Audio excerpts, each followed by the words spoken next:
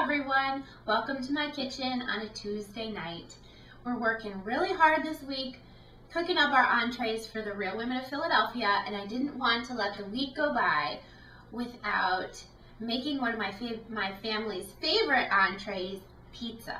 Now, I'm a very serious pizza baker. I make my own crust, I make my own sauce, and my family loves it. But every once in a while, I'm looking for something a little bit different than the traditional Italian style red sauce, mozzarella cheese variety. Not that that's not delicious, but so tonight I'm going to introduce you to the tomatillo. This is one of my favorite little fruits. It's actually technically a fruit. It's similar to a tomato, but it's not the same thing. It comes in a papery husk that you peel away, and they're absolutely delicious. They're tangy and tart and sprightly. Isn't that a great word, sprightly? I just love that. But they're wonderful, and it's great. You can roast them, use them in all kinds of sauces. Enchilada sauce is great. But tonight I'm going to use them on a pizza because, you know, they're similar to a tomato, so why not make a sauce out of our tomatillo?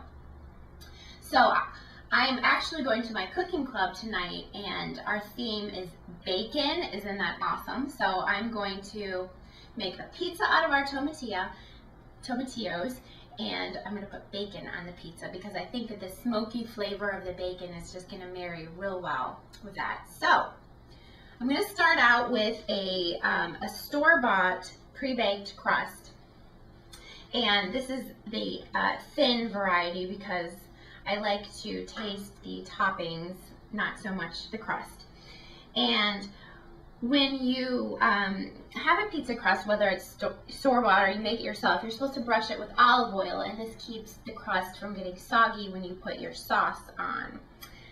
Now, I'm not going to use olive oil tonight. Why would I use olive oil when I can use creamy, rich Philadelphia cream cheese? I'm going to use the regular variety because it spreads so nicely on here.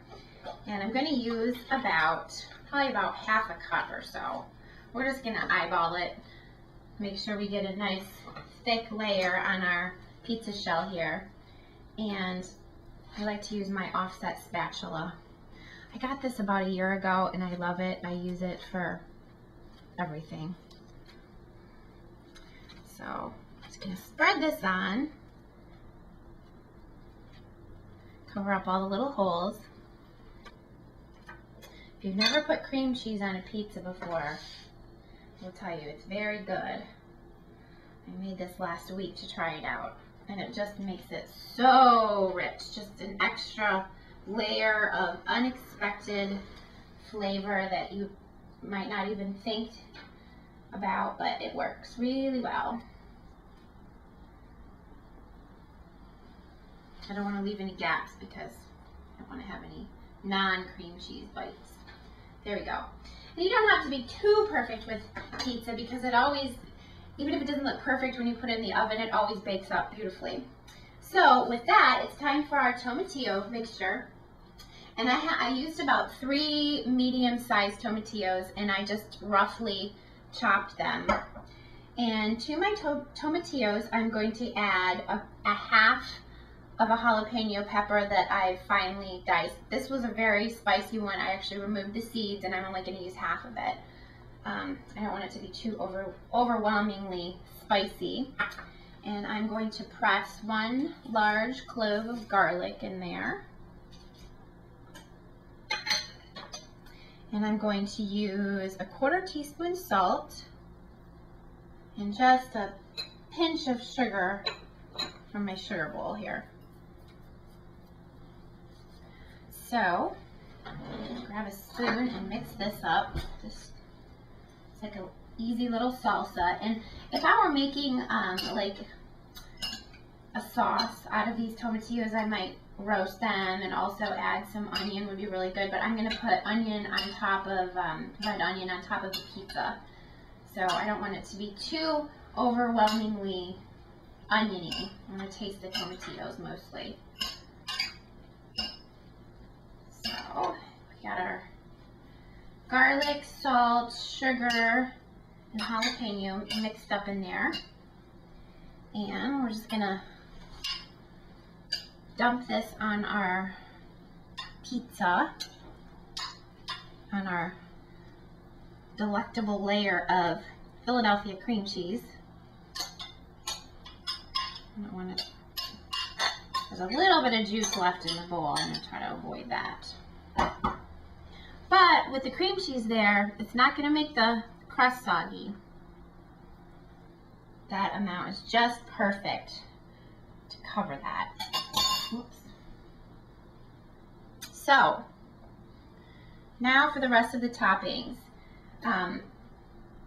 I like to layer the toppings on my pizza, meaning I like to put a layer of cheese down and then some more toppings and then more cheese, because I don't like, sometimes I don't want the toppings to get too browned in the oven.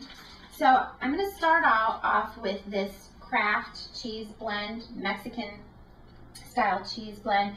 It's queso, asadero, and manchego cheeses. I like to use a variety of cheeses on my pizza. I get lots of interesting flavors in there. And this is an 8-ounce bag.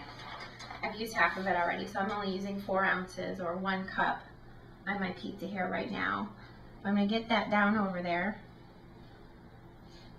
Try to do this as quickly as I can. I'm so slow when it comes to pizza. I'm always trying to make it perfect, and I really don't need to be, because it always looks beautiful when it comes out of the oven. But my daughter also likes to help me decorate pizzas from time to time, and that's certainly fun. I'm sure everybody has made pizza before with their kids. So that's a good amount of cheese to put down now, and I'm going to add about probably about a 1/4 pound of bacon cooked and crumbled. I cooked up a whole pound because I wasn't sure how much I was going to use, and not like you can ever have too much bacon, and not like I won't find another use for it if I don't use it all. So we're just going to spread that around, make sure we get some bacony goodness in every bite. And I cannot wait for my cooking club tonight. Oh my goodness.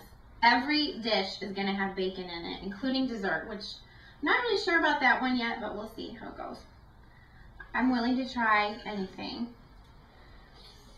But hopefully the ladies in my cooking club will like my pizza. I'm very excited about it. So there's our bacon, and I'm going to use about a 1/4 cup of chopped green onion. And, you know, this is one of the ingredients I like to have some cheese over when I'm making a pizza, because I don't want them to get all dried up in the oven. I want them to be a little bit moist so that I don't want them to lose all their flavor. So there we go. And I'm also going to add a little bit of Monterey Jack cheese, shredded, for good measure here. Lots of different flavors in here. And this pizza looks tall right now, but once it all cooks in the oven and melts together, it's going to be beautiful. Okay, so there we have it. I probably used about a 1/4 cup. I'm not very good at measuring tonight. And then I'm going to finish off with some beautiful red onion that I've thinly sliced. So we've got lots of colors going on in here, between the bacon and the green onions and the tomatillos. So I am going to be popping this into the oven at 450 degrees for probably, I don't know, 15 minutes or so, until it gets golden brown. And actually with this pizza crust, they tell you to lower it to 425 after it's in there. But it just so happens I have one done already. Isn't this beautiful? Can't wait to try it tonight. I hope I've given you some inspiration to try a new variety of pizza with perhaps a new vegetable. Actually, it's a fruit, but whatever. And enjoy. Thanks a lot, Kraft Foods and Philadelphia Cream Cheese, for the opportunity. Bye-bye.